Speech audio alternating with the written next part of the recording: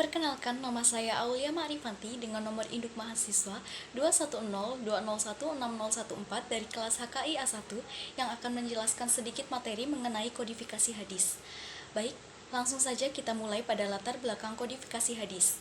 Kodifikasi hadis dilatar belakangi oleh keadaan di mana saat itu perkembangan Islam mulai meluas ke seluruh penjuru Arab dan masih menghafalkan hadis dengan caranya yang berbeda-beda. Hal inilah yang mendorong Khalifah Umar bin Abdul Aziz untuk melakukan kodifikasi hadis. Berikut faktor-faktor yang mendorong Umar bin Abdul Aziz melakukan kodifikasi hadis. Yang pertama, sudah tidak ada lagi larangan untuk menuliskan dan membukukan hadis karena dikhawatirkan akan terjadi bercampurnya antara hadis dengan Al-Quran yang pada saat itu telah dibukukan dan disebarluaskan. Yang kedua, muncul kekhawatiran akan hilang dan lenyapnya hadis karena banyaknya para sahabat yang meninggal dunia akibat usia lanjut, dan peperangan serta yang terakhir untuk memerangi hadis palsu karena pada saat itu maraknya pemalsuan hadis yang dapat menimbulkan perpecahan dan perbedaan mazhab di kalangan umat muslim.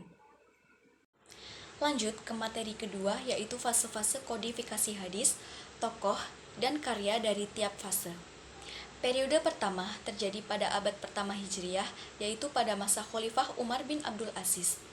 Periode ini oleh sebagian para ulama disebut sebagai periode atau fase di mana para penulis hadis sudah banyak yang menyebarluaskan hadis. Hal ini ditandai dengan banyaknya catatan-catatan hadis hasil karya tabi'in. Periode kedua yang terjadi pada abad kedua Hijriah. Pada periode ini hadis-hadis Rasulullah mulai ditulis dan dikumpulkan secara resmi oleh para sahabat Nabi dan orang-orang Arab. Sesuai dengan perintah Umar bin Abdul Aziz di penghujung abad pertama Hijriah untuk mengambil langkah-langkah bagi penghimpunan dan penulisan hadis Nabi secara resmi yang selama ini berserakan dalam catatan dan hafalan para sahabat dan tabi'in. Dalam penyusunannya, hadis masih bercampur dengan perkataan sahabat dan fatwa tabi'in di samping hadis. Beberapa kitab yang telah dibukukan pada abad ini salah satunya adalah Mukhatalif al-Hadis karya Imam Syafi'i, dan masih banyak yang lainnya lagi.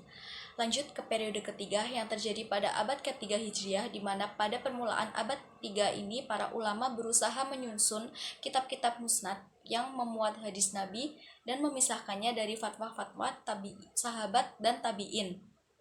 Periode ini dibilang sebagai obat yang paling subur dan cemerlang bagi pembukuan hadis, karena pada masa ini muncul tokoh-tokoh yang sudah menulis hadis paling lengkap dan susunannya sudah sangat rapi.